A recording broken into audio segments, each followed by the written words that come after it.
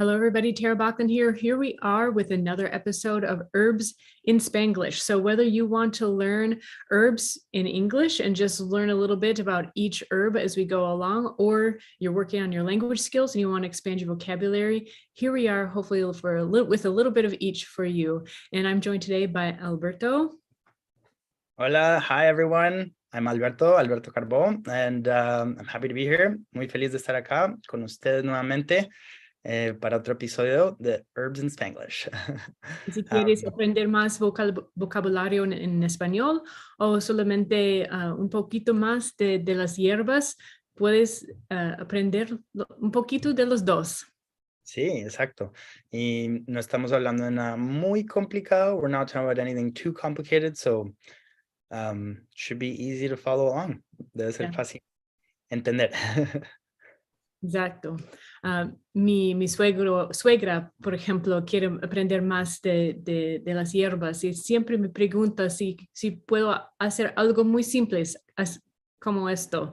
And so my mother-in-law is often asking me to do something simple in herbs because I work with the Matthew Wood Institute of Herbalism and we're doing big courses and such. And so even if you're my mother-in-law, hello, Nancy, this is for you as well. Entonces, today, we're going to be talking about the Malvaceae family, o la familia Malvaceae. Vamos a estar hablando de la familia Malvaceae, que es una familia de plantas, a plant family that's quite large, es bien grande, y en términos de lugares en el mundo, in terms of like where in the world it grows in everywhere. Not everywhere, but lots of different places, northern, southern hemispheres, and both like Europe and as well as North America, South America, and Africa as well, certain species. Entonces la familia Malvaceae se encuentra en todas partes del mundo, con géneros diferentes. Y vamos a hablar de tres hoy. We're going to talk about 3 different genuses today. And for just basic botany, for anyone that's not familiar, the family is Malvaceae, la familia es Malvaceae, y después, por lo general, una planta tiene en latín o el nombre botánico, tiene 2 nombres. Entonces, el primer nombre es el género, el segundo nombre es la especie. So just basic botany, the Malvaceae is the family, and within that family there are many plants, and in general, for the botanical name of the plant, the first name that you see is always the genus, and the second name that you see is the species. En este caso, como tenemos varios tipos, ¿sí? There's various plants within the species that we'll be talking about today, we simply put Malvaceae family or the family of Malva o la familia Malva, porque vamos a hablar de varias plantas en este género. Sí, y lo chévere, or the cool part, es que todas las 3 plantas de las cuales vamos a hablar se pueden usar intercambiablemente. All 3 plants that we're going to talk about can be used interchangeably, porque tienen propiedades muy, muy, muy parecidas. They all have very, very similar properties. Y solo depende de dónde vives, de qué género o especie puedes encontrar. It depends on where you live, upon which genus or species you'll find. Entonces las 3 plantas de las cuales vamos a hablar es Malva neglecta, o Malva en español. In English, Malva neglecta is the first genus that we're going to talk about. In the colloquial name for Malva in English is Mallow. el nombre común para la malva neglecta en español es malva. So mallow, malva, very similar, muy parecidos. Y las otras dos plantas de las cuales vamos a hablar se llaman Malacra alceifolia, y esta es una especie que en español también se le dice malva, y so in Spanish Malacra alceifolia is also called malva, and in English I don't know, because Malacra alceifolia grows mostly in the southern hemisphere. La malacra más que todo crece en el hemisferio del sur.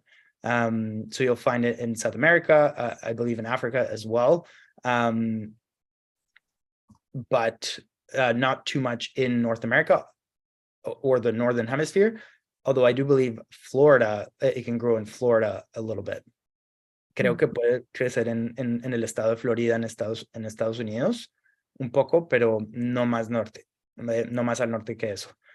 Y la tercera planta se llama Althea officinalis, y esta Althea officinalis en inglés se llama marshmallow. Y entonces es un nombre un poco más largo, pero marshmallow es mallow o malva, viene de la misma raíz. So in English, Althea officinalis is marshmallow, and it's kind of a two-part word, marshmallow, and mallow and malva come from the same root. And the root of that word comes from Greek, actually. La raíz de la palabra malva viene del griego.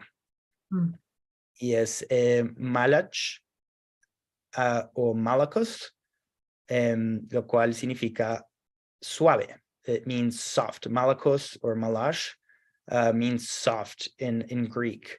And the leaves are quite soft. Las hojas son suaves. Y cuando preparas la planta, el líquido que sale de la planta es muy suave, muy como satín. It's like satiny and soft, and yeah.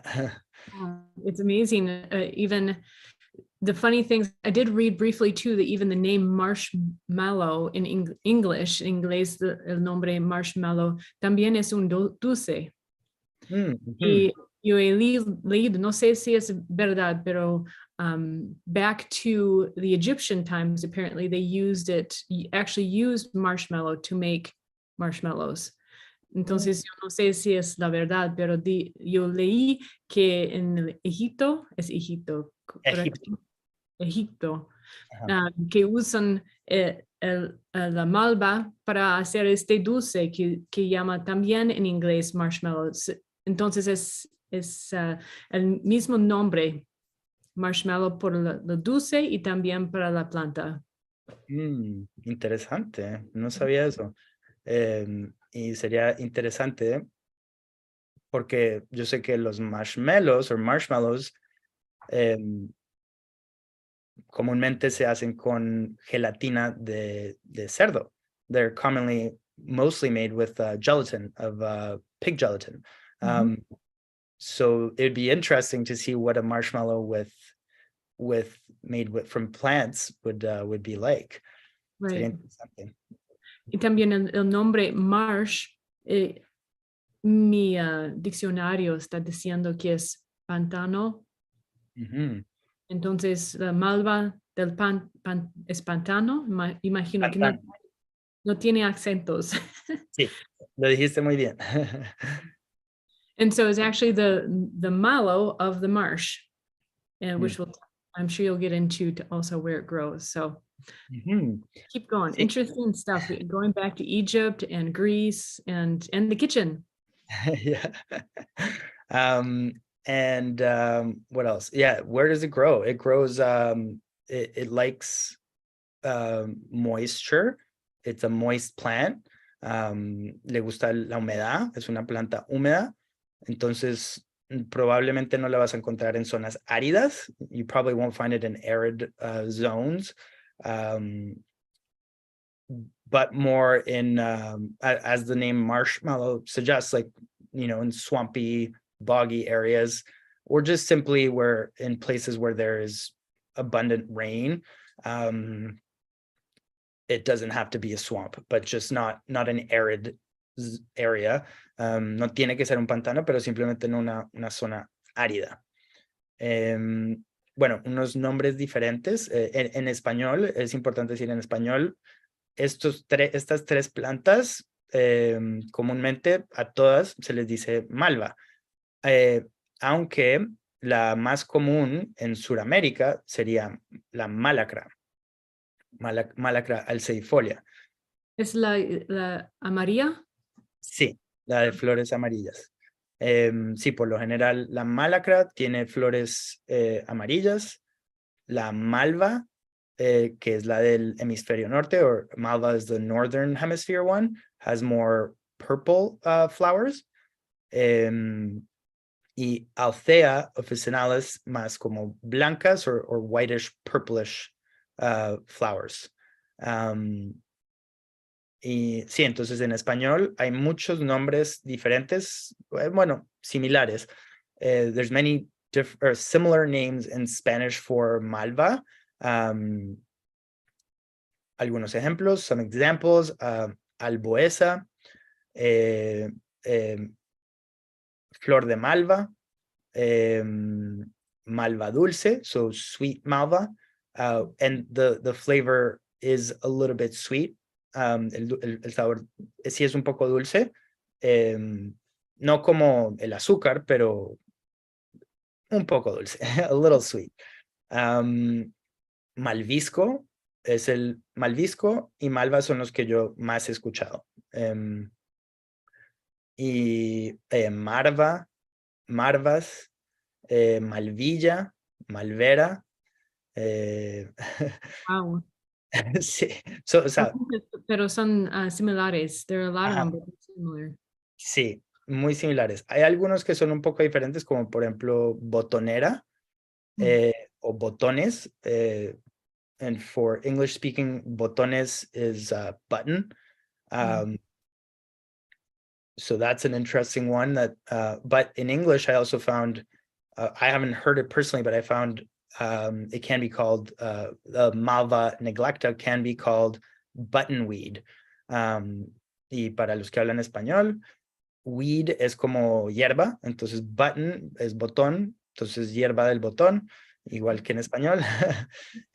Y otro nombre, another name that seems to be international, otro nombre que parece ser internacional para esta planta es quesitos o quesilla, which means cheese. And in English, the mallow or Malva neglecta has been known to be called cheese mallow or cheese weed. No sé por qué. Maybe someone can let us know in the comments if they know why it would be called cheeseweed. Entonces, si sabes por qué es, ¿cómo es? Quesitos o quesilla. Yeah, let us know. A ver. I think this is one of the herbs that goes back to the English gardens as well, isn't it? I'm not sure about the English gardens, but it must, because one of the people who really liked to talk about this plant was Nicholas Culpeper. And he was an herbalist from the 17th century. No, I guess that it would be the 18th century. So in the 1700s, he was around, and he printed a book which is still in print today, for herbal medicine. So it's an amazing resource because you get to see a lot of plants that they used at that time, but also the language in that book is so old. It's like a relic. Sí. Entonces, los que hablan el español, bueno, hace ya 2 semanas que no lo hablo. Yo pregunté a Alberto si es él o la malva. La malva. La malva, la planta malva, tiene orígenes del jardín ingleses.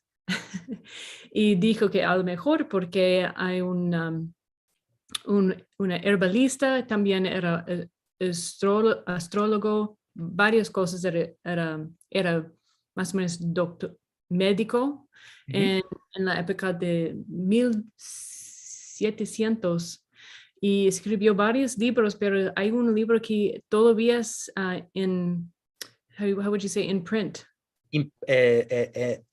Está todavía lo imprimen. Ok, gracias. En Nicholas Culpeper. Entonces, imagino que es hierba porque cuando tiene varios nombres que son similares, imagino que tiene orígenes como viene de la España o Inglaterra o Inglaterra. Y los nombres vienen de la Europa.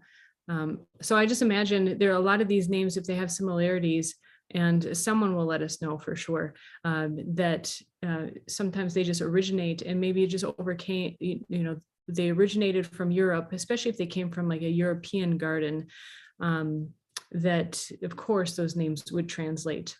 So we'll look into that some more too. We'll get some answers for that someday here. Yeah. Another interesting note for a different language is in French, they call it mauve, which of course is purple, and I'm referring to Malva neglecta, or the common mallow. En francés le dicen mauve, que significa morado o purple, just like the flowers, igual que las flores. Y sí, es para otro contexto. I just looked up the word weed. So English is basically a plant that you don't want in your garden. Entonces, una planta que no quieres en el jardín es una cizaña o mala hierba. But we know that there is not a bad herb, right? So mala hierba, we won't use that one. How about that? Sí, Does cizaña sound familiar to you? ¿Perdón? Does cizaña sound familiar to you? No, en Colombia decíamos hierba mala, pero cizaña no he escuchado, pero a lo mejor, I'm sure that it's another one that people say, pero sí, es interesante como las hierbas or weeds tienen una mala reputación, they have a bad reputation in general, pero muchas hierbas o malas hierbas son muy buenas, they're very good, they have many medicinal purposes. Muchas malas hierbas o buenas hierbas tienen muchos usos medicinales, como por ejemplo algunas de las que hemos hablado antes. For example, some of the ones we talked about before, like yarrow and plantain, como el llantén y la milenrama. Exacto.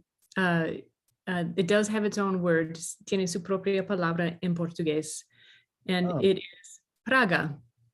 Praga. Yeah. So here's your herbs in Spanglish, Portuglish, whatever, just for fun. Wow, praga. But praga means like weed? A weed. Yeah. Okay. So like if you're in the garden, you're pulling weeds, you're tirando las pragas. You're pulling the weeds. Interesante. Yeah, they also have different words for, just a fun language note, a little path on the language trail.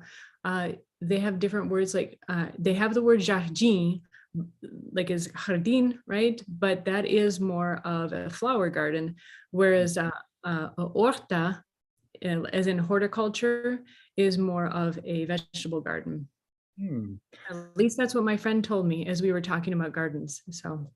Sí, en español, huerta puede ser más como de verduras y jardín puede ser como flores. Sí. Okay, there we go. Chévere. Y bueno, de pronto, el anciano Pliny o Pliny the Elder también hablaba de la Malva neglecta o Mallow. Pliny the Elder did speak of Mallow or Malva neglecta. He just mentioned it. Lo mencionó en sus escritos. Y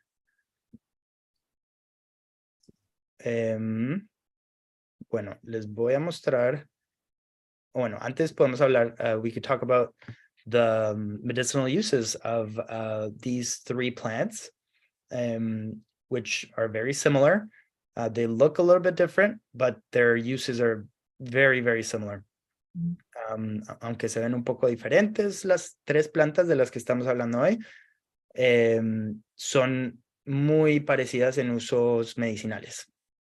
Entonces, como el nombre griego sugiere, as the Greek name suggests, Malva means soft. Significa suave. Entonces, si tú coges unas hojas de malva, if you grab some leaves, some malva leaves, any of the three of the plants that we're talking about, cualquiera de las tres de las plantas que estamos hablando, y las remojas en agua y haces una infusión fría, or you make a cold infusion, you can simply massage the leaves in the water and leave them for a little bit, half an hour or so, and you will come back and the water will have thickened up and it will be viscous and velvety. And if you put your hand in it, it will feel very soft. Like if you go like this, it'll feel soft, like lubrifying or like lubricating. Y sí, sí, entonces si la remojas las hojas en agua fría, y las masajeas un poco con tus manos y después lo dejas como media hora.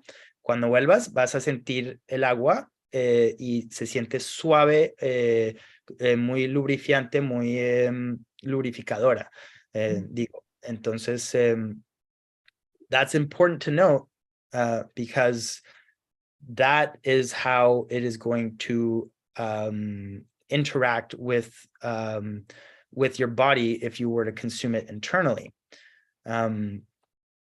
Entonces, if you ingest, entonces si ingieren esa mezcla de esa agua, esa infusión, pues así con esa suavidad es con la que va a acariciar o a interactuar con el cuerpo.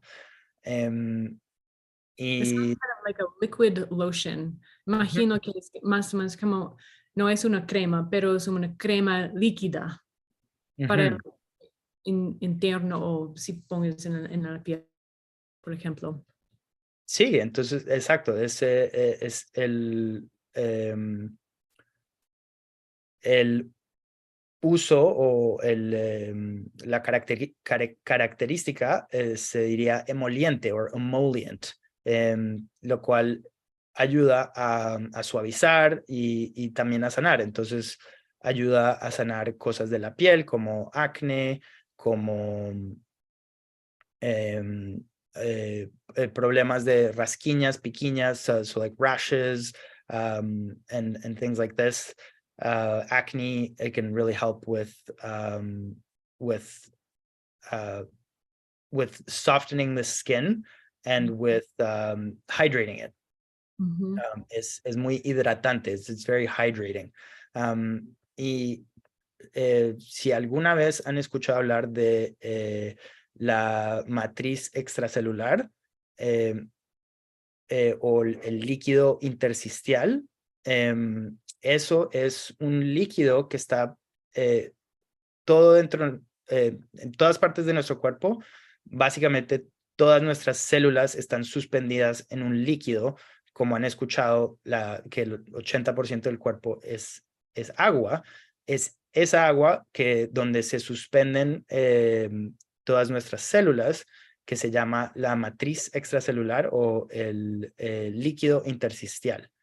And so in English, like extracellular matrix or the interstitial fluid, that's the waters of the body, and it is the fluids in which all of our cells are suspended, or the space in which our cells are hanging out in. Este líquido de la malva, cuando prepara la malva en una infusión fría, se parece mucho a la matriz extracelular. It resembles the extracellular matrix. Y eso es lo que really strange to people. Like, what, we don't just have blood? Yeah, you don't just have blood in your body. No es solamente sangre entre los músculos, pero hay un otro líquido de que está explicando, the one that you're explaining. If you're not familiar, if you've ever like scraped yourself, or especially on carpet, and it really burns, and then there's this clear liquid that comes out. I've heard that is the extracellular matrix. So how would you describe a carpet burn in Spanish? Cuando una quemadura de fricción, que digamos con un tapete, si alguna vez has tenido una quemadura de fricción con un tapete donde te raspa la piel, pero no sale sangre, pero sale un líquido claro y un poquito espeso, ese es el líquido del que estamos hablando.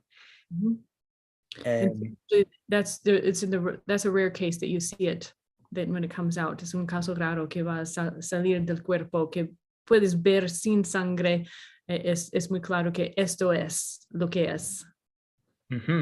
Y para los que hablan inglés, for English speakers, if you want to know more about it, there's a great book called The Extracellular Matrix by Matthew Wood.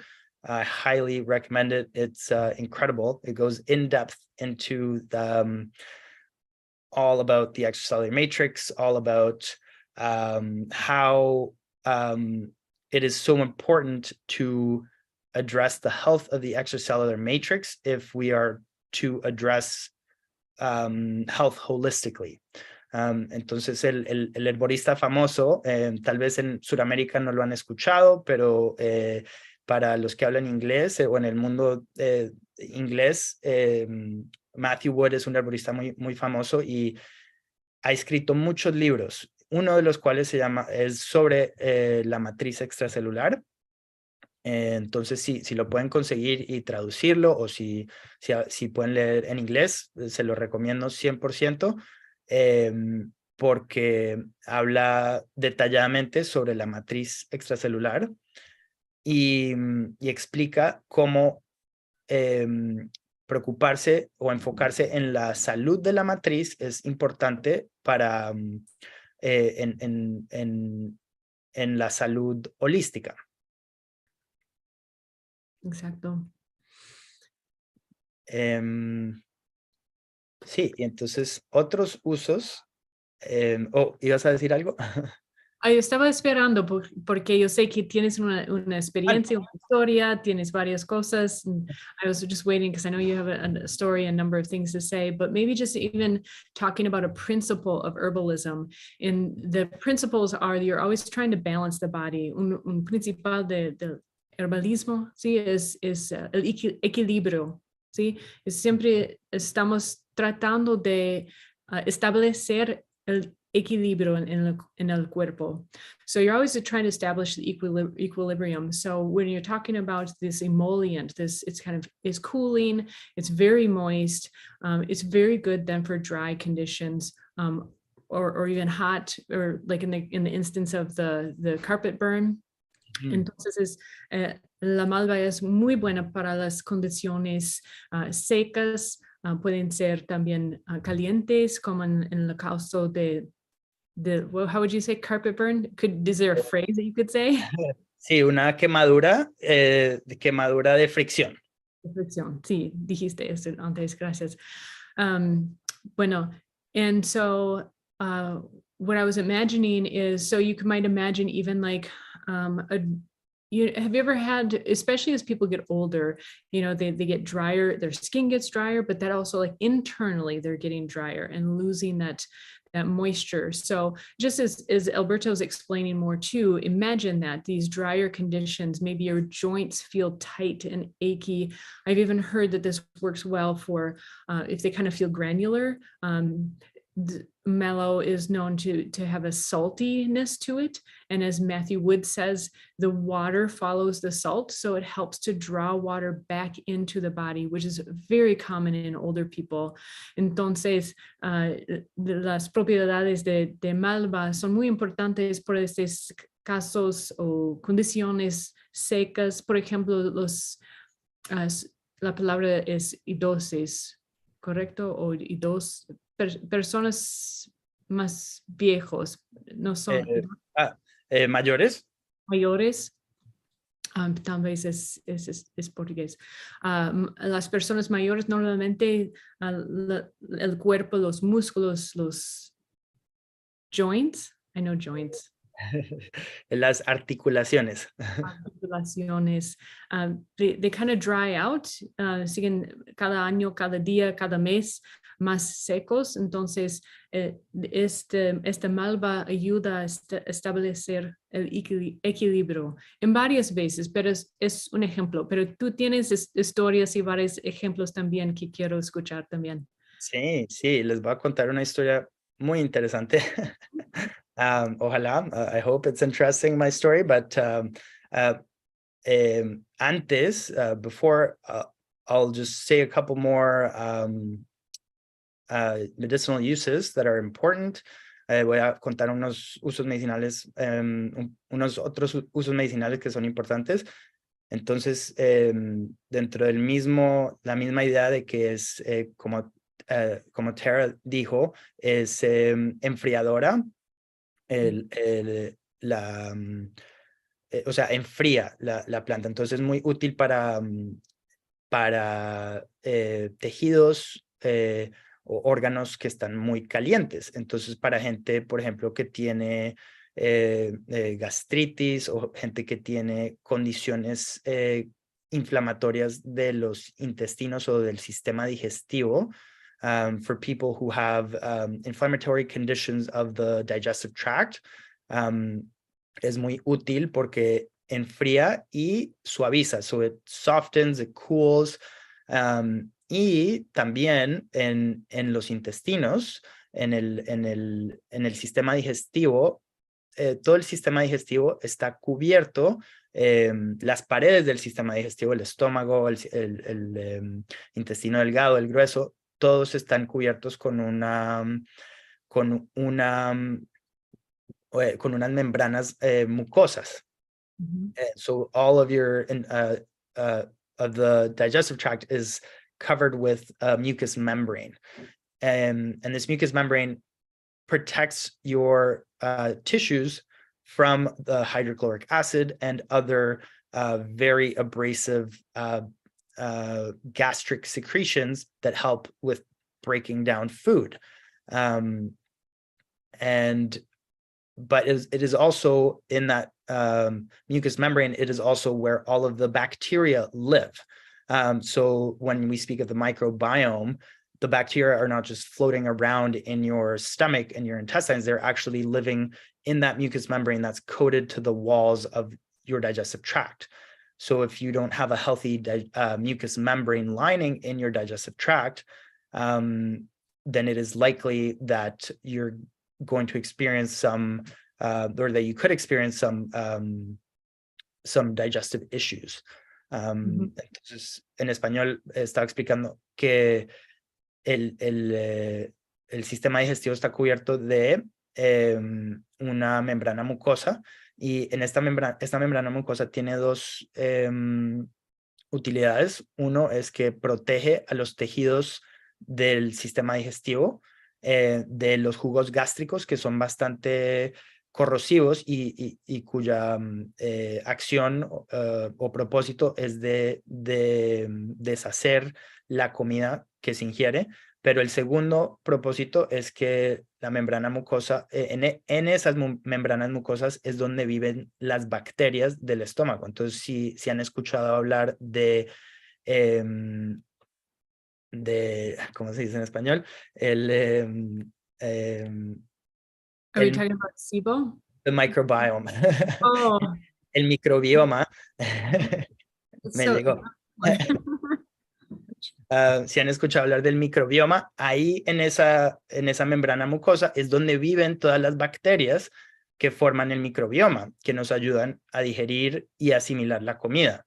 Entonces, es muy importante mantener la salud de las membranas mucosas del sistema digestivo, y si no, puede ser que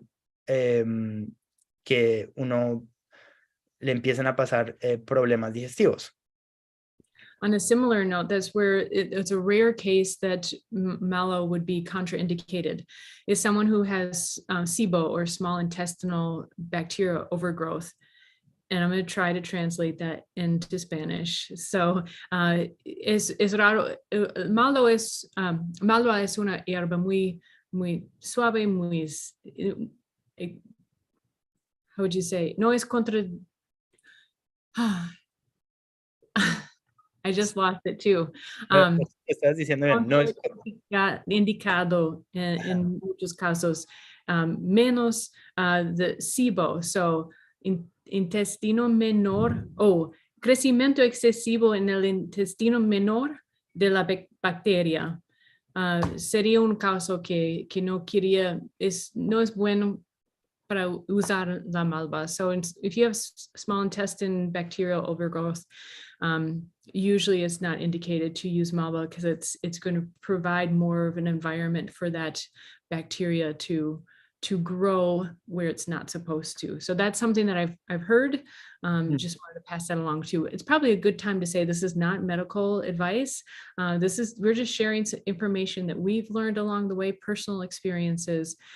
So just take note and make sure to do the research and consult your own medical provider. Yeah, absolutely. En español, para todos los que hablan español, nada de esto son sugerencias o de ninguna manera les estamos diciendo qué hacer.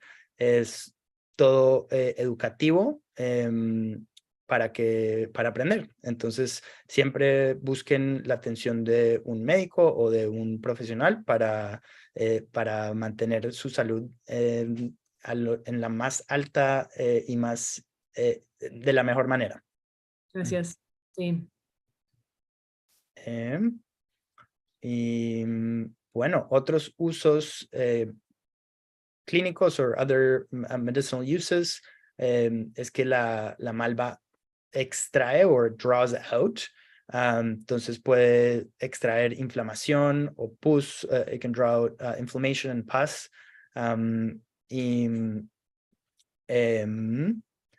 Y bueno, es muy útil, por ejemplo, cuando alguien tiene una tos seca y irritable. So if somebody has a dry, irritable cough, it's very useful for that as well because of the cooling and moistening properties. But if somebody had a wet, productive cough, then not so much because, again, wet on wet just makes more wet. Entonces, si alguien tiene una tos más húmeda que está produciendo muchas flemas, no sería bueno usar la malva en ese caso porque la humedad de la malva incrementaría la humedad en la garganta. Bueno. Y bueno, creo que llegamos a la parte de la historia. We've arrived at the story. Story time. Entonces, la primera vez que yo aprendí sobre la malva fue en Perú, cuando estaba viajando por Sudamérica, mochileando. The first time I heard of Malva was in South America when I was backpacking. And it, so yeah, me and my wife backpacked all over South America for 2.5 years. We went all over the place, just living in a tent, hitchhiking, and just being very free, feeling like we were time millionaires because we could do whatever we wanted. There was no time restrictions, so it was an amazing time. Mi esposa y yo viajamos por 2 años y medio por todo Sudamérica, mochileando y echando dedo y sin restricciones de tiempo. Nos sentíamos como millonarios de tiempo. Pero la primera vez, o una de las primeras veces que fui introducido a las plantas medicinales fue en Perú. One of the first times I was ever introduced to medicinal plants was in Peru. And what happened was, we were just traveling and we ended up meeting people, and we stumbled upon a quote unquote healing farm, or a farm where people went to seek help for medical concerns. The healer there, or what I would call now an herbalist, although he never really called himself that. He's a traditional healer of the Amazon. His name's Pepe Ordóñez. And anyways, we stumbled upon this place and ended up staying there for a while. And we, amongst many of the plants that we tried there, or that we consumed, that we were introduced to, was Malva. And so we, in our travels, we through coincidences and things like this, we stumbled upon a healing farm, as I was saying, and Pepe Ordóñez is the name of the gentleman that runs that place, which is still around today. And amongst many of the plants that he is a traditional healer of the Amazon, and amongst many of the plants that we tried there, Malva was one of them. And so generally, Pepe, he works with ayahuasca, or Pepe trabaja mucho con la ayahuasca, pero usa la ayahuasca con otras plantas dependiendo de lo que la persona necesite. So he uses ayahuasca primarily, but in combination with other plants depending on what that person needs. Pero una planta que la mayoría de la gente, or the majority of people that were there, I would see them drinking a cold infusion of Malva every day. So todos los días veía que la mayoría de las personas tomaban una infusión fría de Malva todos los días. And I got to, go pick my own Malva leaves and massage it in the water and prepare it. And it was just a beautiful time and a very nice experience. Fue una experiencia muy linda de ir y cosechar o recolectar hojas de Malva y hacer una infusión fría, como expliqué antes, y tomarla. Y si, especialmente si tú eres alguien que es de constitución caliente, tienes la piel seca, tienes resequedades en el cuerpo, si tomas una infusión de Malva, se va a sentir muy bien. Especially if you're someone who's dry and you have dry skin or dry scalp. If you drink Malva or marshmallow, if you're in the north, it's gonna feel really nice. Entonces voy a mostrarles un momento algunas cosas.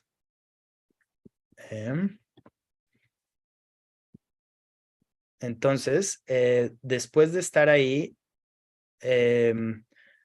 como 4 meses, we were there for 4 months, just, drinking ayahuasca and other plants and meditating and exploring, doing internal explorations and things like this. Era hora de irse. It was time to go. Entonces we were there for 4 months. I forgot if I just said that in Spanish or English. I know, I've done that a few times too. Yeah, use it as time to go. Yeah, I think you said most of it in Spanish. It's blending together for me too. Maybe we could go back and forth too. We were there for 4 months, meditating and doing internal explorations and trying different plants. And then after 4 months, it was time to go. So we left. And So it sounds like as you were leaving, the plants called you back. So en la hora de ir, las plantas se llamaron de vuelta. Pues voy a mostrarles dónde queda el lugar. Esto es Perú. This is Peru. And we're going to zone in on this area over here.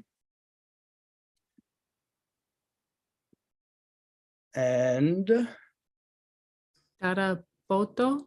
Tarapoto. But I'm looking for, here we are.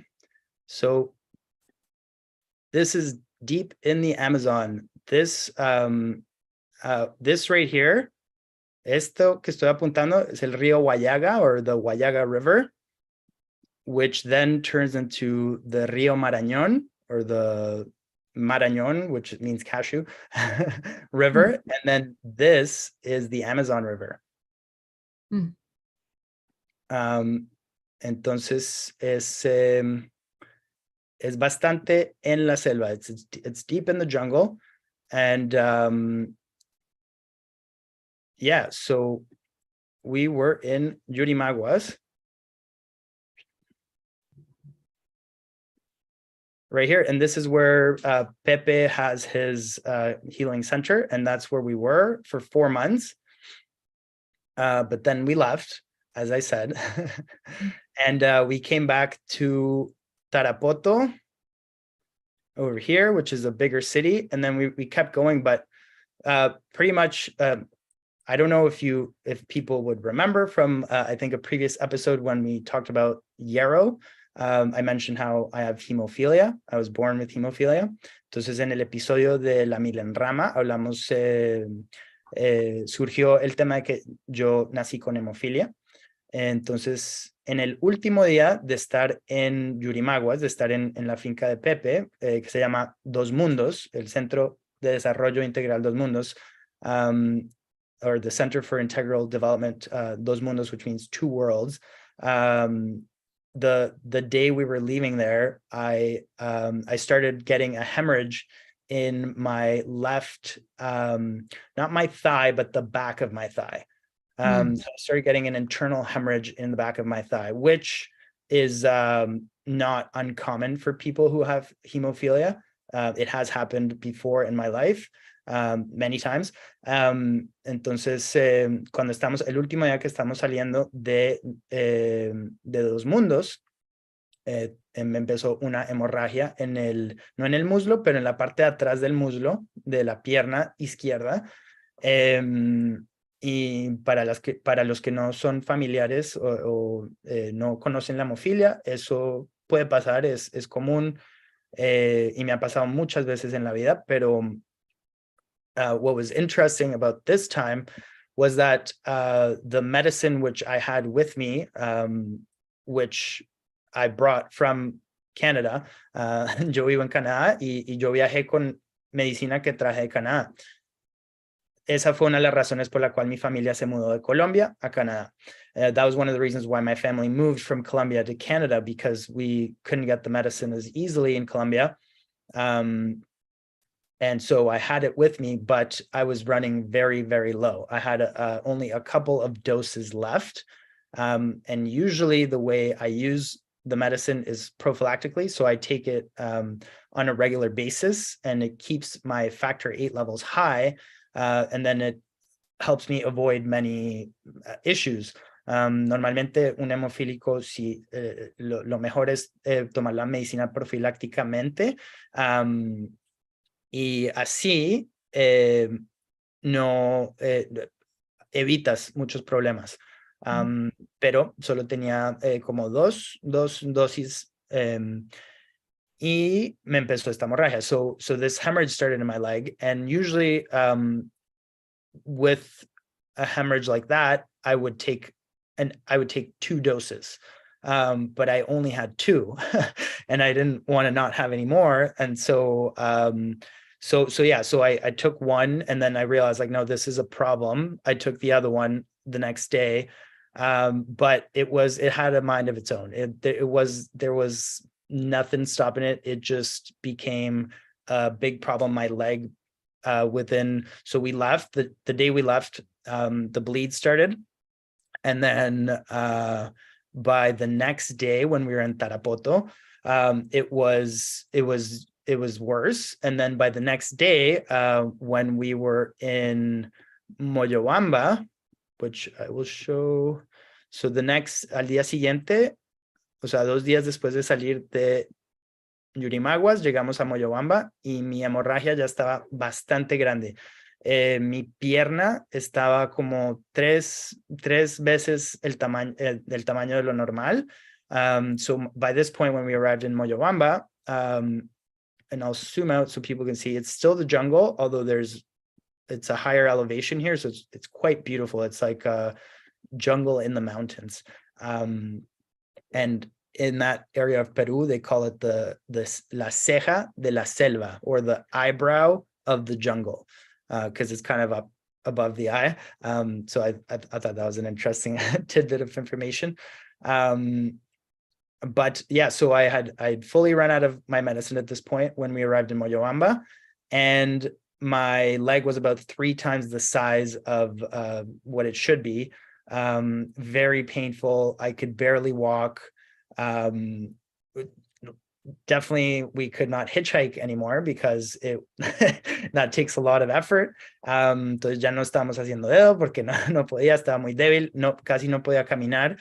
Entonces, ¿qué hicimos? Encontramos un hostal y nos metimos ahí a descansar. We found a hostel and we got a room and we just rested. Y mi esposa todos los días, por los próximos como 5 días, mi esposa iba todos los días al mercado y compraba bolsas gigantes de hielo para poner en mi pierna. Entonces, my wife would go to the market every day for about the next 5 days. And she would buy ice, big bags of ice, and that's what I would use all day on my leg.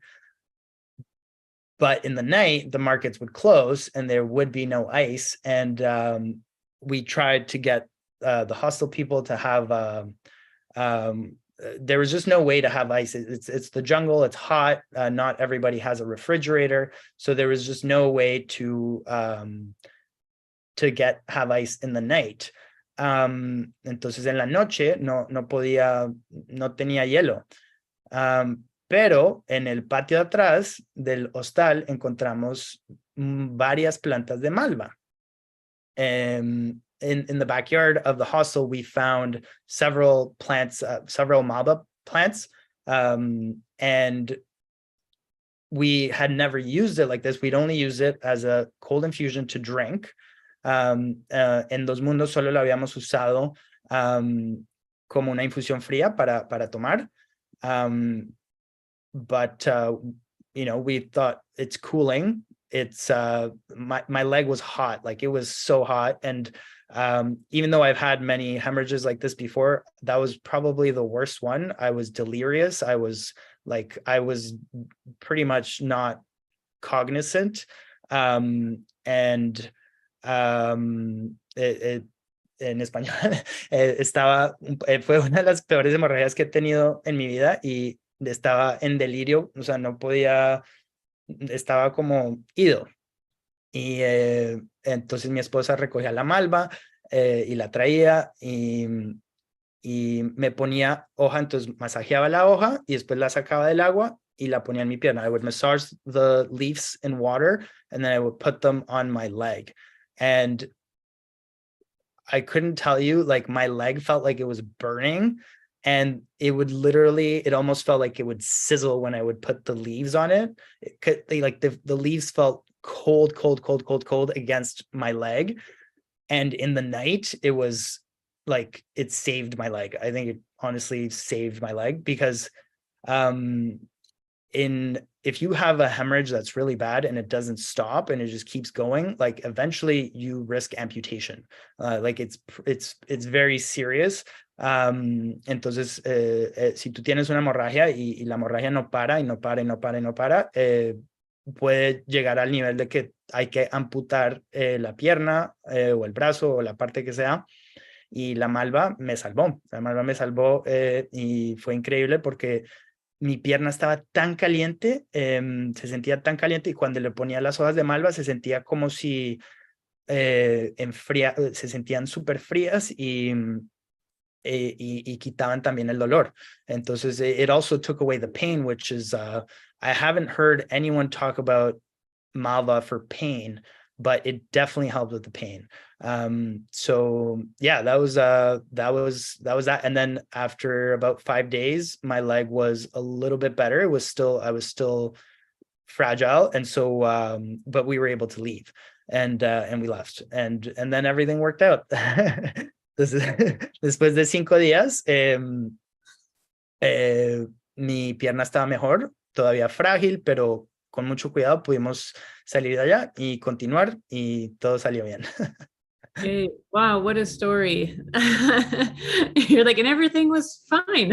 And it was like, I saw fin, like just quick, the end. No, there's, it sounds like you and your wife probably lived many lifetimes on that trip. Imagino que tú y tu esposa vivieron varias vidas en este viaje.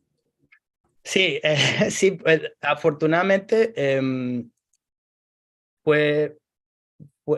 viaje entero fue como un testamento de fe en el universo, fe en que la gente es buena gente, y yeah, the whole trip was like a testament of faith and faith in like the universe, and that, good people, because we met amazing people everywhere, and anytime we encountered trouble, we always found someone that would help.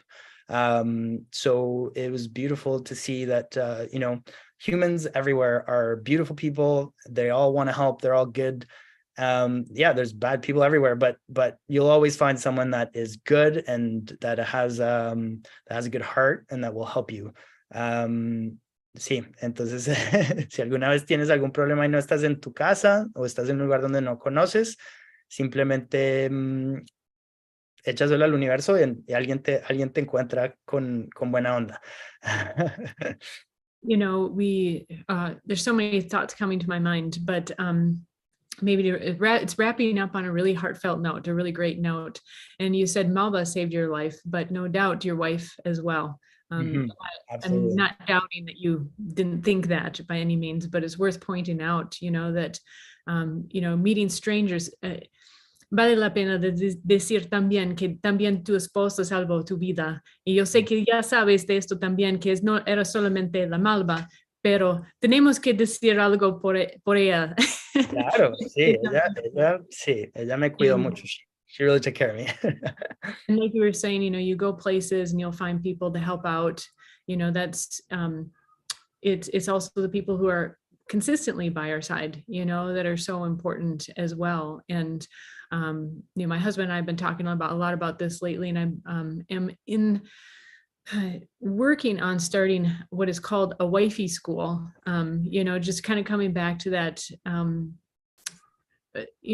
Healthy, what is a great relationship, and it's different for everybody, and I think that's a great testament. And entonces yo tengo varios caminos que puedo ir ahora en el fin, pero yo creo que es importante notar también que las personas que siempre están a su lado son importantes. Es bueno notar también cuando está viajando que hay personas que van a ayudar, pero las personas que siempre están a tu lado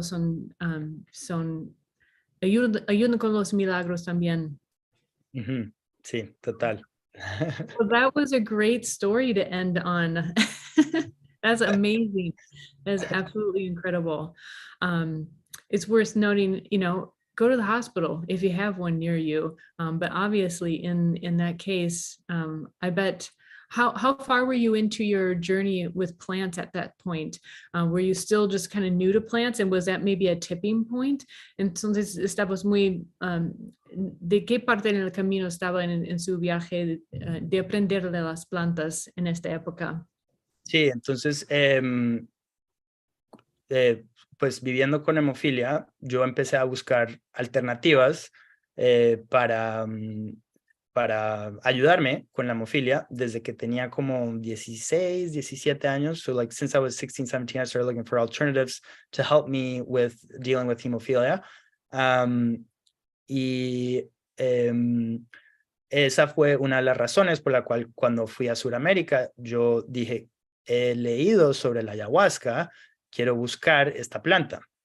That's one of the reasons why when I went to South America, I thought I want to look for ayahuasca because I'd read about it and I was very interested in it. Entonces, cuando llegamos a este lugar de Dos Mundos, estuvimos ahí. Dos Mundos fue el primer lugar donde yo experimenté con las plantas medicinales. Dos Mundos was the first place that I ever experienced medicinal plants or saw the power that medicinal plants have, and the potential that they have, and that could be a whole story on its own, because we came, like, that was actually the second time that we had been there. We'd been there a year earlier. We'd stayed there for a month. And then the whole time we were away, we were like, we need to go back. We need to go back. And we went back and we stayed 4 months and did lots of different things. Lots of different things. Estuvimos ahí por un mes y después seguimos viajando por un año, pero seguíamos pensando en Dos Mundos y que teníamos que volver y volvimos. Y sí, entonces I was brand new to herbal medicine. I didn't know anything, and that Malva story is like, even though I experienced herbal medicine at Dos Mundos, it was with an experienced herbal practitioner. So that story with Malva was the first time on our own. It was your initiation. Yeah. Yeah. And yeah, and like, you know, like it was incredible. It was because it saved my leg. I could be not have a leg today if it wasn't for Malva. Yeah. And yes. Wow. Sí, entonces sí, esa fue, aunque en Dos Mundos estuvimos con un herborista, con un curandero de la selva tradicional. Él era el que estaba administrando las hierbas y él sabía cómo hacerlo.